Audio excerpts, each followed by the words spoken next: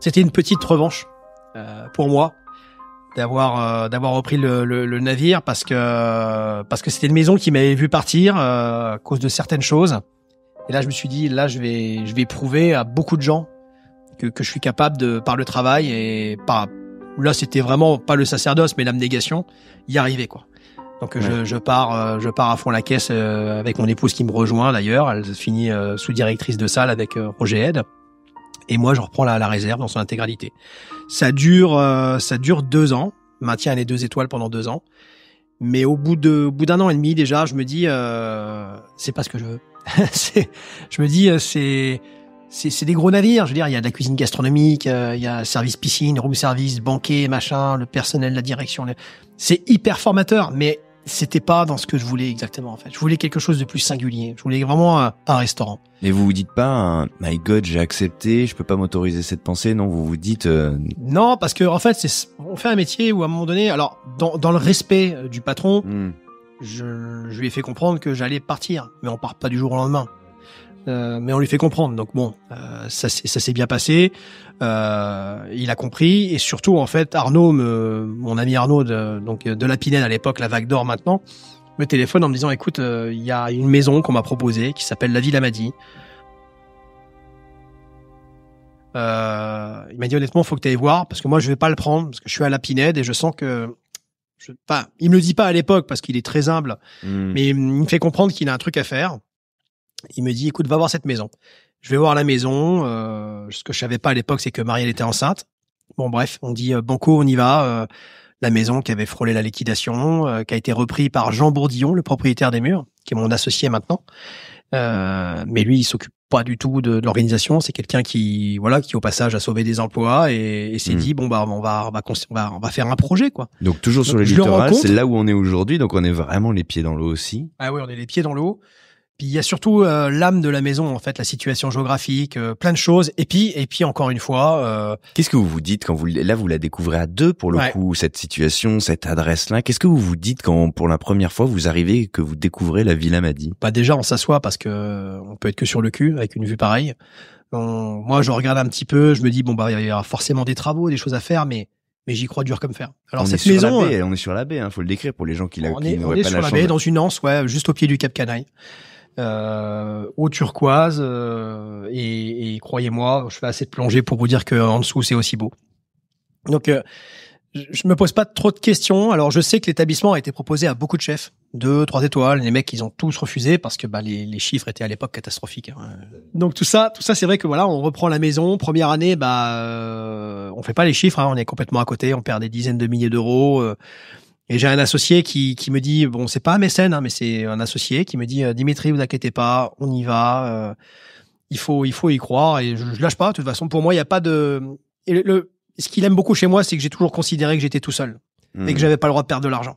Ouais, donc, c'est comme chez vous, c'est chez vous. Voilà, c'est chez moi. Alors il arrête pas de me le dire à chaque fois. Il me dit, je dis non, j'ai pas les murs. Il me dit oui, mais c'est vous qui dirigez la Villa Madi. Moi, donc et c'est vrai que on y va et donc on arrive en janvier 2013. On fait toute l'année. Je me retrouve au poste de la viande, plein de démissions, poste du poisson. J'ai toute l'ancienne brigade qui démissionne. On se retrouve avec mon fidèle acolyte Aurélien Cantrel qui me suit maintenant depuis 16 ans. Il était avec moi à la réserve de Beaulieu. Il me suit dans la folie. J'ai un bébé d'1 mois qui vient d'arriver, Hugo. On se pose même pas de questions. On prend un appartement de 55 mètres carrés. Je vais la mener un jour cette étude parce qu'il y a tout le temps les chefs quand ils arrivent au moment clé du truc. Ouais, il y a la bonne idée de faire ça. C'est hallucinant. Je le dis à chaque fois, mais c'est plus facile. Ouais, plus facile. Ouais. Donc là, pendant 1 an, ma belle-mère, elle vient carrément habiter chez nous et elle s'occupe de mon petit parce que Marielle, le soir, rentre à 1h30, 2h du matin, quoi. Et c'est vrai que tout ça, c'est pour ça que on fait rien tout seul. Je veux dire, on a des collaborateurs, nous on a une famille sur les côtés, c'est des gens qui nous ont toujours aidés, pas financièrement, qui nous ont toujours aidés beaucoup plus intéressants, c'est-à-dire psychologiquement, on est là, ils se sont battus avec nous et c'est vrai que bon voilà, on finit 2013. Je vous en parle, ça me met toujours beaucoup d'émotions. On finit 2013 et là on se réveille en 2014 et en janvier, on ouvre le restaurant le 4 février. Il y a pas de clients. Il y a pas de clients dans le restaurant. On se dit oh là là, purée, ça va être compliqué. Il y a 24 CDI. On se dit mon Dieu.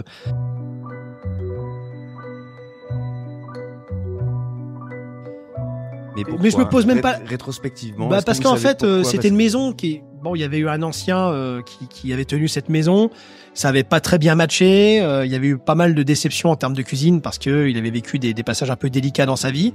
Et c'est vrai que les clients, vous savez, quand vous les ratez, vous mettez 15 ans à les retrouver, quoi. Ouais. J'arrête pas de dire aux cuisiniers, si on arrive à faire des gens heureux, on peut finalement gagner 3-4 clients. Mais vous décevez une personne, vous en perdez 15 ou 20.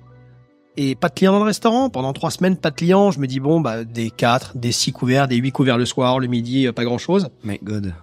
Donc au final, un soir, je me rappellerai toute ma vie, c'était un 18 février 2014, 2 clients dans le restaurant. J'ai dit à Marielle, mais il faut qu'on téléphone aux gens, c'est pas possible, ils peuvent pas venir ce soir, je leur offre le menu demain, mais on peut pas avoir 2 clients dans un restaurant. On me dit, écoute, ils veulent absolument venir.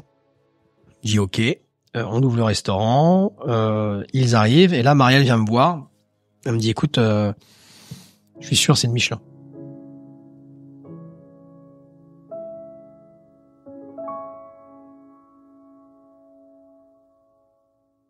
Je dis, mais qu'est-ce qu'il fout là, le Michelin? Il sort dans une semaine.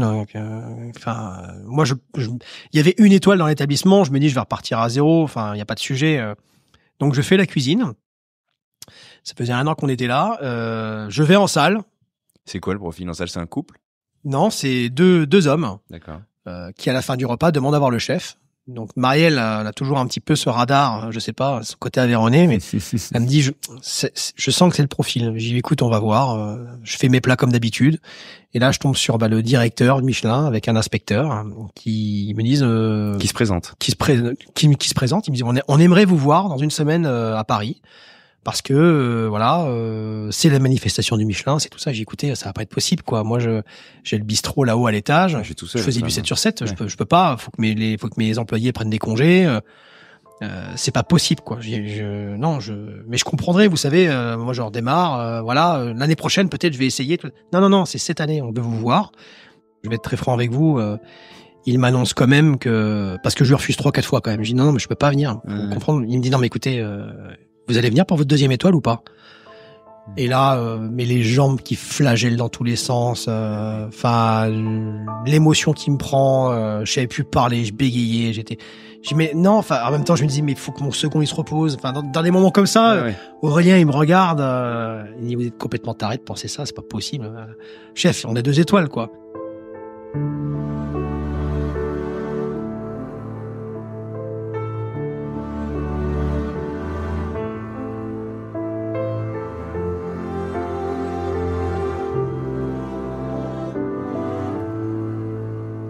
Donc bon, je rentre à la maison, je téléphone à ma mère le soir à 11h30.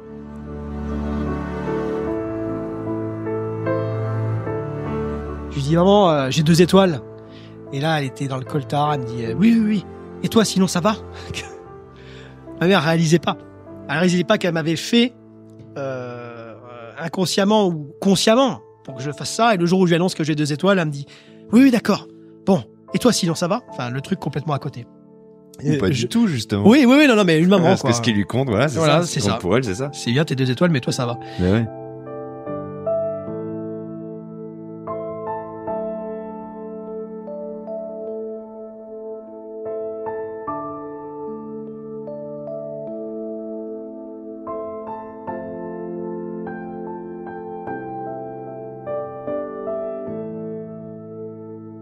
Et on monte 4 ou 5 jours après à Paris. Et là, à l'époque, j'arrivais pas à allonger un mot, quoi. J'étais paniqué, j'arrivais pas à tenir le micro. On fait monter sur scène. Puis alors, faut dire les choses comme elles le sont. Hein. Il y avait des challengers. Moi, j'étais clairement dans les outsiders, quoi. Ouais. C'était. Et vous l'envisagiez pas de toute façon à ce moment-là? Pas du tout une seconde. Pas du tout une seconde. Je n'imagine pas que après l'année que j'ai vécue où j'ai eu des arrêts, j'étais à la viande, j'étais au poisson, je faisais le chef de partie, le patron, le service technique, le RH, on y allait mais tête baissée comme des malades. Donc c'est vrai que boum, la 2e étoile qui arrive et là honnêtement elle a été salvatrice pour la maison parce que on faisait encore 1 année ou 2 comme ça et et c'était fini pour nous. Et là, toute l'inertie, justement, de la clientèle qui, parce que Ouidir aurait mis 15 ans à revenir, là, d'un coup, il y a un coup de projecteur et tous les gens autour se disent « Ah, mais là, en fait, il se passe un truc. » Et on l'avait pas vu. C'est 25 à 30% de chiffre d'affaires en plus, quoi. Ouais. Première année, il nous manque un bon 250, 300 000 euros quand même quand on finit l'année. Donc quand on a un truc comme ça qui nous arrive, en y repensant, c'est quelque chose qui nous a sauvés. C'est bon, Michelin, ils ont fait ça parce qu'ils avaient jugé l'expérience, machin. Mais ils sauvent pas les au-delà maisons. de tout ça, là, on se rend compte qu'avec Marielle, avec un enfant, tous les gens derrière nous, on marchait sur le fil du rasoir, quoi. C'était. Mais parce que vous deviez l'avoir. C'était écrit. Bah, je suis pas, voilà, je suis l'outsider, je suis le gars qui a eu 2 étoiles, voilà, l'OVNI. Bon, ok, je retourne à l'Amadi et là, on travaille dans un objectif de pérenniser cette 2e étoile, mais de surtout d'avoir des clients qu'on veut revoir, de fidéliser les gens, d'installer quelque chose, de surclasser les habitués, de madame à l'accueil. Moi, je vais voir mes clients à la fin du repas, de créer une dimension, en fait, celle qui m'a toujours plu dans la restauration, que j'avais vécu finalement dans des dimensions différentes, mais en apprentissage et chez Bernard Paco, d'aubergiste, quoi, entre guillemets, de taulier. On va dépasser l'assiette, on va l'accompagner. Voilà, c'est ça. On va raconter un peu plus. Puis alors, on a, comme vous pouvez vous apercevoir, un cadre incroyable. Donc, il fallait qu'on colle à tout ça, qu'on essaie de faire rejaillir tout ça, en fait, et d'accompagner bien humblement l'écran. De se dire, bon, il faut coller une cuisine face à ça maintenant. Là, en fait, je suis déstabilisé à la 2e étoile. Je suis déstabilisé pendant 6 mois, 1 an. Je commence à faire des cuisines une cuisine où je montre les muscles et je me dis, ça y est, il faut y aller, il faut machin. Je commence à envoyer des assiettes en triptyque avec des satellites de partout. Regarde un petit peu mes muscles. Enfin, vraiment, ça part en démonstration. Et au final, mon épouse et mon second, un jour, ils viennent voir, on parle au café, ils me disent, mais franchement, grosso modo, ils me disent, on comprend plus rien, quoi. Pourquoi ça?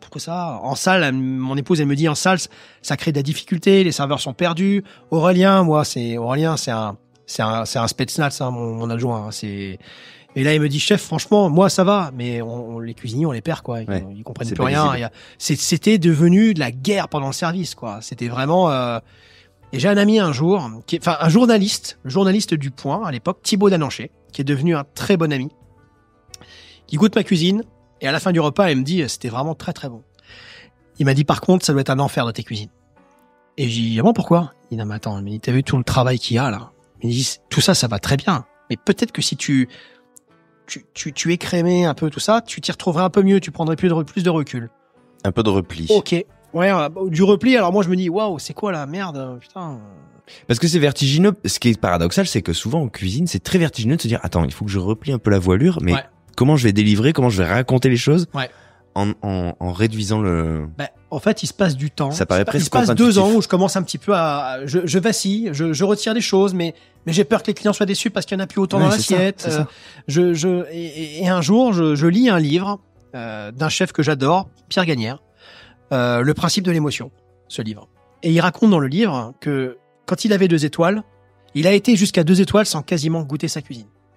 Et un jour, il s'est décidé à s'asseoir et à goûter sa cuisine. Et c'est ça qui a fait qu'il a eu 3 étoiles. Et effectivement, on se rend pas compte en cuisine quand on est au démarrage. On fait les assiettes, on goûte comme ça, sur le pouce, au bout de la cuillère, une assiette, on la partage à 4. On n'est pas assis, on est dans le brouhaha. On n'a pas les mêmes dosages en cuisine que la sauce que le serveur va mettre en salle. Enfin, bref. Et je me décide cette année-là avec Marielle, je crois que c'était en 2017 ou 2018. 2018, ouais. J'ai dit, viens, je prends mon bloc Rodia et on va en salle, on va voir un peu toutes les conneries qu'il y a. Et vous vous installez à table? Ouais, je m'installe à table, je fais une expérience client. On bossait pas l'hiver, le soir, donc je le fais. Et là, je prends une claque parce que je me dis, mais mon Dieu, quelle démonstration, c'est à côté du sujet en fait que j'aimerais évoquer. Je fais faire des trucs à mes cuisiniers, je fais mettre des herbes, ça arrive en salle, les herbes elles sont kaki parce que c'est dans une assiette chaude, les bouillons, je fais faire des trucs au serveur, démonstration, découpe, ça repart en cuisine, ça repart en salle, mais je me dis, mais mon Dieu, quel brouhaha, quel bordel. Enfin, et en fait, c'est 98% des conneries, c'est moi qui les fais au final.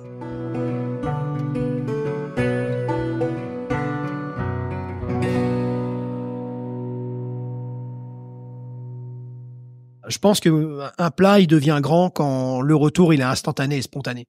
Donc, je suis toujours en train d'essayer de faire des nouveaux plats, mais je m'arrête à un plat quand vraiment il a 95-98%. C'est le strike. C'est la recherche du strike. La recherche du strike, tout le temps. J'arrête pas de dire au serveur parce qu'on est tout le temps en connexion avec le personnel de salle. J'ai un directeur, Julien, qui nous suit maintenant depuis 6 ans. David, pareil, 6-7 ans aussi.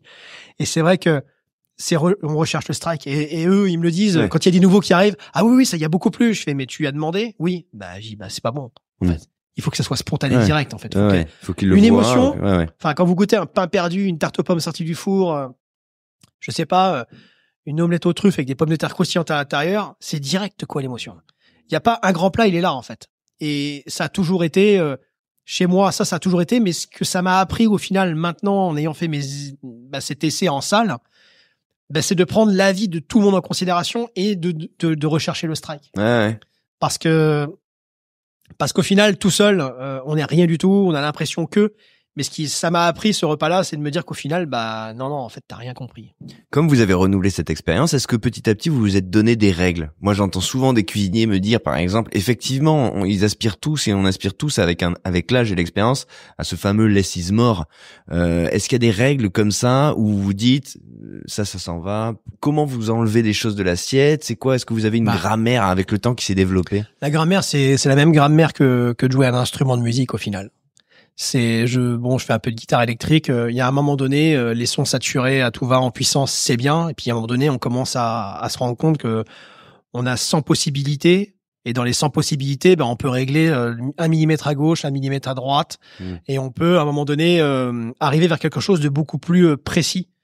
Et c'est ce que je fais en fait maintenant. Moi, je goûte systématiquement tous les jours. Tous les jours, à 11h, je goûte toutes mes sauces froides. À 12h10, je goûte toutes mes sauces chaudes. On goûte toutes les préparations tous les jours avec Aurélien, qui maintenant, moi, il a mon palais. Donc, rien ne part de cette cuisine sans que ça soit goûté. Donc, je pense que la difficulté, elle est là. Elle est dans la mise constance. En place de la régularité. La régularité, la constance, de la récurrence. Et c'est pas... je pense pas que ça soit négatif en fait. C'est là où on s'améliore. Enfin, moi quand j'étais gamin, pour jouer des riffs de Metallica, j'en ai saigné les doigts quoi. J'ai joué avec des pansements sur les doigts parce que un accord, on n'arrive pas à le sortir une belle harmonie si à un moment donné on n'a pas travaillé dessus. Mais c'est le principe de la course longue ce que vous décrivez, c'est-à-dire que voilà, au bout d'un moment, on finit par apprécier le fait de cette régularité, d'y retourner tout le temps, ce côté marathonien quoi. On n'est plus là à se dire comme dans les jeunes, faut faire des temps, faut faire du sprint, faut faire du on habite un quotidien qui se répète. Ou alors, attention à la répétition. C'est-à-dire que on a aussi à la Maddy cette difficulté, c'est il y a des plats qui se répètent certainement, mais on a aussi beaucoup de changements. Là, je parlais du quotidien surtout. Le quotidien dans le contrôle. Effectivement, dans le contrôle. Le contrôle, c'est pour moi, voilà.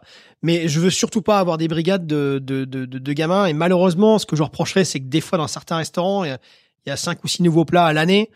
Nous, c'est pas possible. Cette semaine, on a des fraises des bois qui arrivent, on a ça, on a des morilles de France qui sont arrivées, on a trouvé des cèpes dans les Pyrénées. Du coup, ça tourne vite. Ouais, ça tourne, mais en fait, c'est là où notre difficulté elle est en tant que responsable, c'est de transmettre et surtout que le cahier des charges soit respecté parce que on a une promesse à tenir. Le client, il se déplace, il fait des centaines, voire des milliers de kilomètres. On doit à tout prix faire mouche. Et comment on place le curseur entre la rotation qu'on a envie d'imprimer à sa carte, le fait de faire entrer des nouveaux produits et en même temps cette nécessaire constance, régularité qu'on doit avoir en termes de qualité? On est habité par ça. Moi, je suis habité par ça. Enfin, c'est-à-dire qu'à un moment donné, je pense tout le temps cuisine et sans souffrance. C'est-à-dire que là, on est en connexion avec les producteurs. Ça continue. Le mec, tiens Dimitri, j'ai des morilles françaises, on a des cèpes des Pyrénées, il y a ça qui est arrivé. Tiens, il y a un denti de 5 kilos qui est arrivé, il y a ça. Le disque dur, il est branché, quoi. On n'arrive pas dans une cuisine le matin à 8h30 en se disant, bon, qu'est-ce que je vais faire aujourd'hui? Moi, ce matin, je suis arrivé, 8h30, avec Aurélien, on se parle même pas. J'ai Ilana, qui est ma seconde derrière Aurélien, qui est une fille incroyable. Ça fait maintenant 5 ans qu'elle est à mes côtés. Pareil, il n'y a plus besoin de se parler, c'est un tel plaisir de rire avec des gens comme ça. Donc on repart sur des recettes, on change, on modifie. Et petit à petit, il y a un ADN Villa Maddy qui se construit, j'imagine. C'est ça. Mais l'ADN, c'est les serveurs, c'est l'accueil, c'est le sommelier, c'est le pâtissier, c'est aussi les plongeurs, c'est tout le monde. On a un cercle vertueux dans cette maison où à un moment donné, comme chez L'Ambroisie, chacun est considéré et qu'on a besoin de tout le monde.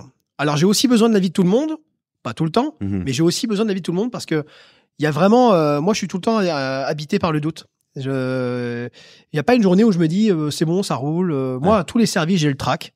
Parce que voilà, là ce midi, on va sortir les tartes au cèpe. Je fais un lapin avec des langoustines aussi, avec Sémori justement en question pour ce soir. J'ai des habitués. Les habitués, je veux pas qu'ils aient la même chose. Donc on reprend ce qu'ils ont mangé et je veux créer aussi un truc de différent. Donc tout ça, c'est des risques potentiels. Ah ouais, c'est des petits challenges qui. Puis c'est de l'humain qui travaille du vivant. Ouais. Enfin, je veux dire, faut pas l'oublier. On n'est pas derrière une machine à appuyer sur un bouton et voilà. Et c'est là où notre métier il est beau en fait. Comme j'arrête pas de leur dire. Quand on fait des services, des fois, c'est vrai quand les bons ils arrivent et qu'il y a plein de trucs différents, des hors-cartes, des habitués. J'aime bien leur dire et on est content. Et les mecs ils répondent tous oui chef. Mais c'est ça en fait. J'essaie de leur créer une palette. Comme à la guitare, comme au piano, comme au violon. C'est sympa, Vivaldi, les 4 saisons, mais faut faire autre chose. Ouais. Et c'est ça la Champions League là, en l'occurrence. C'est quand justement il y a tous ces petits challenges, ces strates qui pourraient représenter à un moment des contraintes, mais qui sont justement là pour. C'est ça. Et bon, c'est des contraintes, mais non, c'est les contraintes de notre on profession. Mais en même temps, j'arrive pas à leur dire. Je fais mon tour de salle des fois, je leur dis, les clients sont contents, les gars. Les clients sont contents. Tiens, attention, là, tu vois, là. J'étais en salle, j'ai vu une assiette partir. Bon, moi, je pars en salle quand j'ai tout mon salé qui est envoyé. Parce qu'après, moi, j'ai Christophe Gasper qui est pour moi un monstre en pâtisserie à mes côtés, qui lui envoie toute sa partition sucrée. Alors, c'est une partition que je valide avec lui. Bien sûr. Moi, je veux que l'écriture, elle soit logique entre l'arrivée et les toasts et les mignardises. On peut pas, à un moment donné, avoir la pâtisserie d'un tel ou d'un tel. C'est un travail de... Voilà, histoire commune aussi. Ouais. C'est une histoire commune. Il faut s'adapter. Je m'adapte à leur technique. On voit ça avec eux. Ce qui est sûr, c'est que j'aurai jamais son niveau de pâtissier.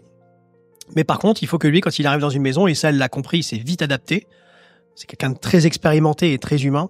Il est arrivé ici, il a vite compris qu'à un moment donné, il y a une cohérence. Ouais, il faut s'aligner. Voilà. Moi, dans mes desserts, il y a des sauces, il y a et voilà. Et c'est là où c'est beau, c'est de voir, souvent, je prends en photo les essais qu'on fait, et des fois, j'y tiens, tu te rappelles, il y a un an, tu m'as sorti ça. T'étais dans un mood différent, t'avais des habitudes de tel chef et des machins. Donc c'est ça qui fait qu'à un moment donné, bon, immatériellement, on est classé au patrimoine. Mais c'est là où l'écriture est belle. C'est qu'on a cette chance où moi je vois dans la région, on est Glenn Viel, Alexandre Mazia, Gérald Paseda, Fabien Ferré. On est 3 étoiles, mais on a des écritures complètement différentes. Alors. Forcément, on en parle là. Il manque un chapitre à cette histoire. Racontez-moi ce moment où vous allez passer du stade de 2 à 3, parce que moi je m'en souviens, je l'ai vu. Écoutez, je vais pas vous cacher que j'en parle plus maintenant parce que j'étais dans le creux de la vague totale.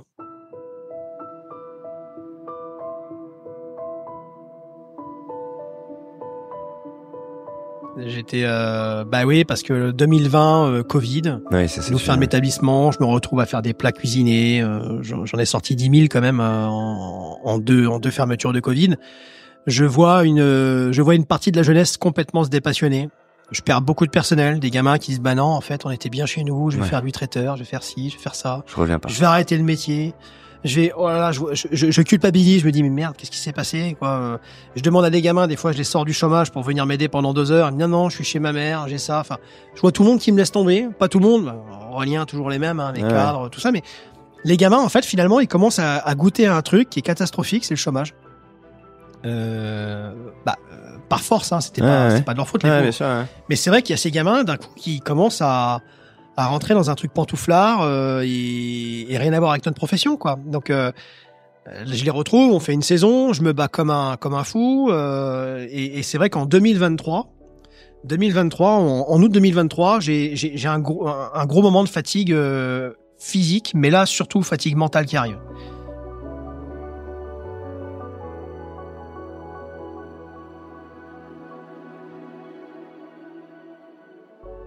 Le moral commence un petit peu à me jouer des tours. Je perds 3 secondes cette année-là. Je me dis, je suis tout seul en fait. J'ai le nez éclaté, je suis fatigué, j'ai 2 enfants. Je vois tous ces gamins qui se dépassionnent, qui veulent changer de voie, qui ci. Puis là, on se dit merde, mais qu'est-ce que j'ai fait pour ça quoi. Je rattaque début 2022, pardon, c'était pas 2023, c'était 2021. Je rattaque début 2022 où là vraiment j'attaque et puis pas de jus quoi. Pas de jus. Ouais. Pas du jus comme j'ai l'habitude d'avoir. C'est-à-dire que j'appuie sur l'accélérateur et ça broute, quoi. Et bon, je m'en rends vite compte parce qu'au final, je fais les choses à fond ou je les fais pas. Donc là, je suis dans un espèce d'entre-deux où je perds le sujet en fait. Je me dis bon allez, je commence pendant un mois à faire les mêmes plats quasiment tous les jours. Et là, je me décide à un moment donné de dire à Marielle, je dis écoute, faut que je parte 5 jours, hein, j'en peux plus.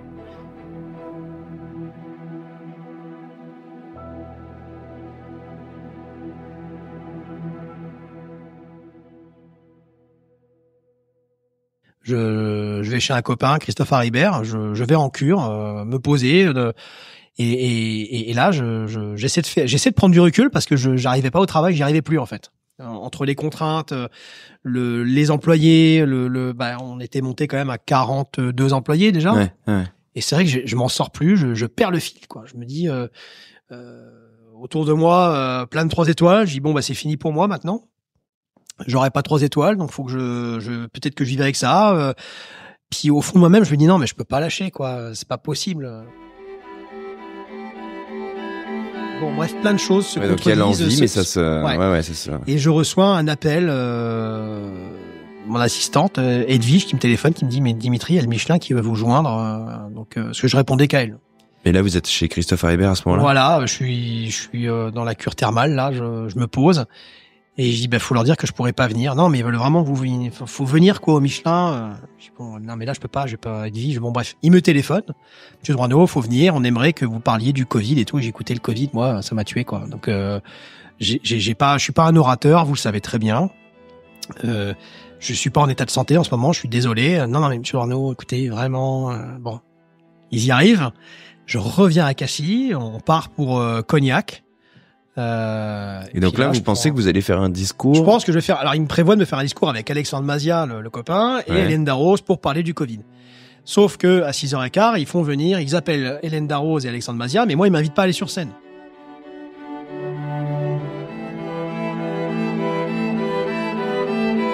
Et les 2 étoiles sont passées. Là, je commence vraiment à paniquer, me dire mais pourquoi ils m'ont fait venir là? Qu'est-ce qui se passe? Puis je me dis mais ils m'ont pas fait ça quand même, me faire venir pour pas merde. Bref. Donc là, on est en pleine cérémonie. Alexandre Mazia parle du Covid et de machin, et là, il parle de la remise de la 3e étoile. Je suis dans mon fauteuil. Franchement, je fais pas une crise de panique, mais tout comme. Ils appellent Arnaud Donquel, mon copain. Paf, 3 étoiles plénitude. Bon, ça, moi, je le savais. Dans ma tête, j'entendais des trop bons retours. Et ils finissent par dire, bon, il y a une autre surprise.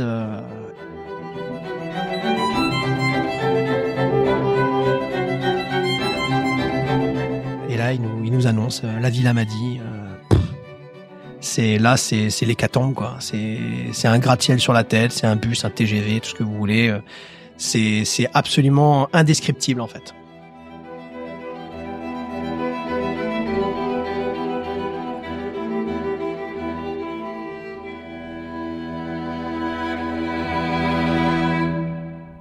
Je sais même pas encore à l'heure actuelle comment l'exprimer, parce que je passe d'être allongé à côté des personnes âgées sur un fauteuil au bord d'une piscine, à me poser des questions sur où j'en suis, qu'est-ce qui se passe, à ça, devant la profession. Il est fou ce paradoxe quand même, parce que vous étiez brûlé, cramé, fatigué, en pleine remise en question. Mais pas mort. Plus que pas mort, parce que le Michelin arrive et vous dit en fait vous faites partie vous êtes au sommet en fait. Ouais, c'est ça. Donc on monte sur scène. Ma femme, elle éclate en sanglots parce que on parle de moi, mais vous imaginez que tout ce que j'ai vécu, elle à côté, c'est pareil. Plus les enfants, plus les employés, plus c'est un rock. J'aime pas dire ça parce que je veux pas que ça me porte malheur, mais c'est vrai que j'ai une femme qui est très costaud mentalement. Ouais. Fille d'agriculteur. Donc, et là, on monte sur scène et je me retrouve avec Arnaud Donquel qui m'a sorti des Caraïbes, qui m'a conseillé la Villa Madi, qui, vous imaginez un petit peu le truc. Donc, c'est vrai que, waouh, je me rappellerai toute ma vie de ce moment. Et surtout, en fait, après la remise en route, quoi. Ouais. Comment on revient justement, parce que vous êtes passé de j'ai besoin de faire une cure parce que j'en peux plus à en fait maintenant vous êtes, tu vas te faire secouer. Après en termes d'ego, de satisfaction, c'est quand même. Il y a un truc qui est porteur, et ça je le dirai tout le temps, c'est les équipes, encore une fois. Enfin, j'avais vu mes équipes se dépassionner, à part les fous comme David, Julien, Aurélien et Johan à l'époque, le chef pâtissier, qui était l'élève de Christophe Gasper quand même, Johan de Sarzin. Et c'est vrai que là, je reviens et je vois ces gars qui sont en larmes, quoi. Ils me font un accueil de fou et ils sont contents pour moi. Ils sont contents pour eux, mais surtout ils sont contents pour moi en fait. Et ça, je m'en rappellerai toute ma vie. C'est d'avoir des gamins qui ont souffert de me voir comme ça, qui ont toujours cru en moi. Et moi, je me disais, si je suis encore là, c'est que je peux pas les trahir ces gamins-là. Je peux pas trahir mes clients, je peux pas machin. Et là, ça en fait, c'est un signe, je sais pas, dans la vie où vous vous dites, waouh, c'est un coup de pied aux fesses pour moi. Et c'est surtout, en fait, une consécration pour eux aussi, quoi, parce qu'ils ont été là. Moi, ils souffraient vraiment de me voir comme ça. Donc, je les augmente tous là, les 6, je les augmente, mais sans leur demander, hein, de toute façon, quoi qu'il en soit. Et c'est vrai que ça a créé des liens spéciaux entre nous. Ouais, vous l'avez vécu ensemble, vous avez traversé de la même manière que les épreuves soudent, les grandes victoires ou les grands, surtout quand elles viennent à ce moment-là où c'était difficile. C'était très compliqué. Et puis là, d'un coup, en fait, tout se débloque, quoi, tout se débride, tout. J'arrivais à un sac de nœuds et là d'un coup c'est quoi, ça vous valide en fait, ça vous tranquillise parce que en fait vous dites pas j'ai 3 étoiles, je vais tout changer. Non. Elles viennent consacrer quelque chose, ces 3 étoiles. Non, ça vient complètement ça vient valider quelque chose, mais au fond de moi-même, de toute façon, on a 2 fois par jour à valider. Donc ça valide quelque chose, mais en même temps, c'est pas à vie. C'est remis en question tous les ans. Ouais. Donc, oui, mais là, vous doutiez, donc à un moment, vous dites, bon, ce que vous faites, c'est quand même peut-être pas trop mal. Voilà. Puis après, surtout, je vais pas vous cacher que pendant des années, j'ai des habitués. J'ai vraiment une maison où il y a beaucoup d'habitués. Ils m'envoyaient des fois des lettres qu'ils envoyaient au Michelin. J'y m'ai arrêté. Ils remplissaient des lettres manuscrites par 2 ou 3 pages. Mais des trucs où je me disais, waouh, enfin, on a été portés par tous ces gens-là. Quand on a eu la 3e étoile, j'ai voulu inviter tous ces gens-là, en fait, les convives, les partenaires, les collaborateurs, les anciens collaborateurs, les prestataires.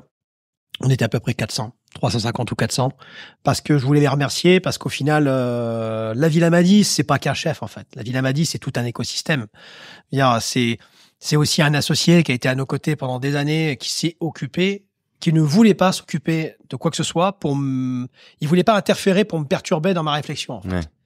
Le jour où j'ai fait les travaux de la salle de restaurant, il m'a dit, j'ai dit, regardez les plans, il dit, je veux pas les voir. J'ai dit, mais pourquoi vous voulez pas voir? Il me dit, parce que ça va te perturber dans ton jugement.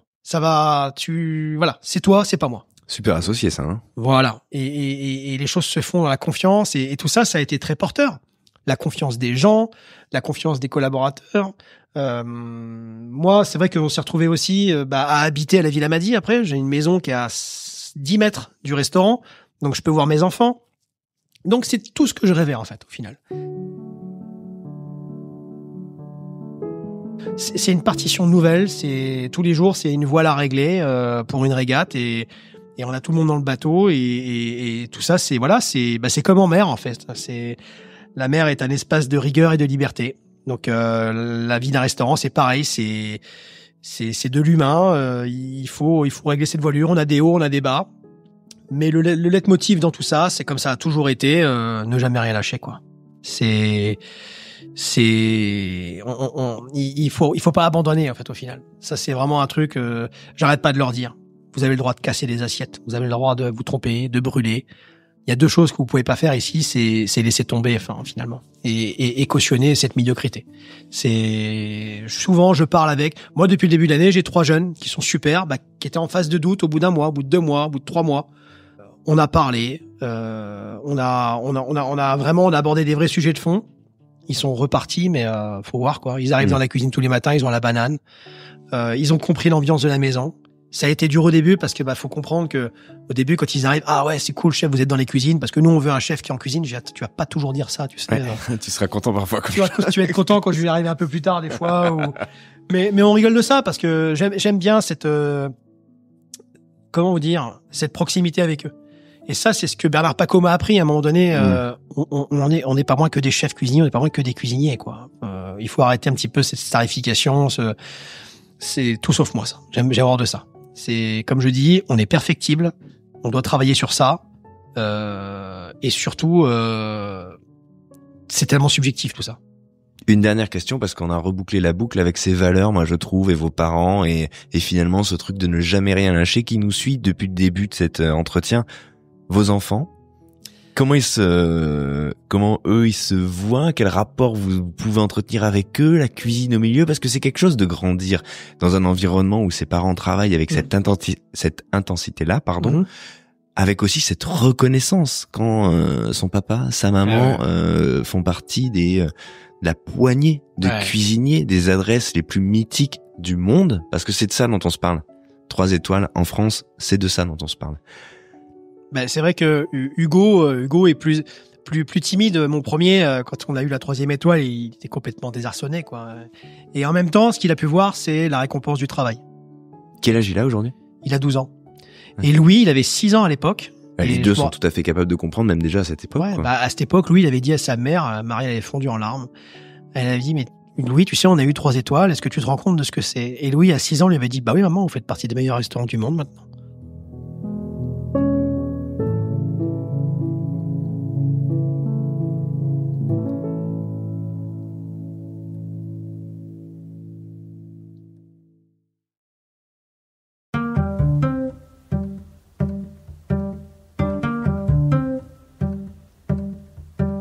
Je crois sincèrement que la vérité sort de la bouche des enfants.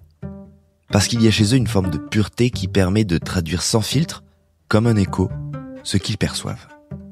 Il y a dans ces moments une sorte d'alignement entre ce que l'on vit et ce que l'on est. On se parle là, et vous en conviendrez, d'un sommet gravi, parfois dans la douleur, dans la constance en tout cas, depuis toujours finalement, avec acharnement presque.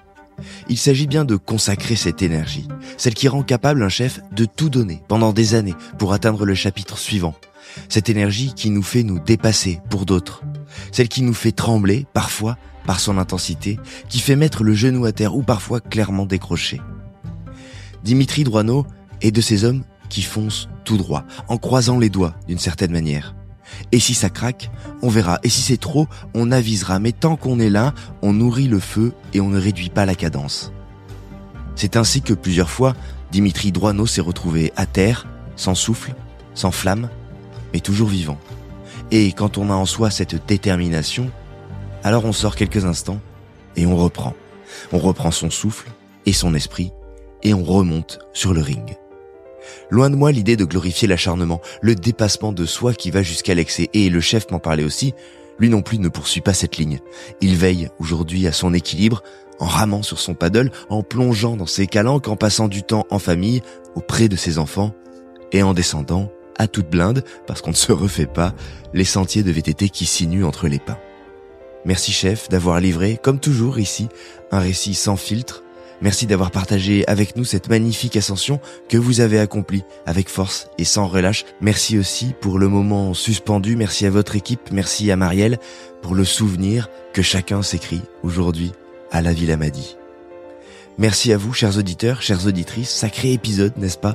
Sacré chef, franchement, j'ai pas besoin d'en rajouter, je pense, mais allez, vous, ajouter à la découverte de son histoire celle de sa cuisine.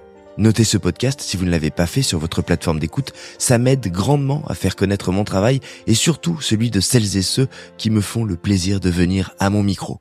Chef est devenu la référence des podcasts pour les chefs français, les passionnés, et c'est grâce à vous. Mais j'ai encore pas mal de projets à vous proposer, alors j'ai besoin de votre soutien. Allez, on se retrouve vendredi pour notre format dédié à l'entrepreneuriat, chef d'entreprise. Alors d'ici là, prenez soin de vous. Allez au restaurant, vraiment, c'est important. Cuisinez, faites le marché et parlez à vos proches de votre podcast préféré. Salut!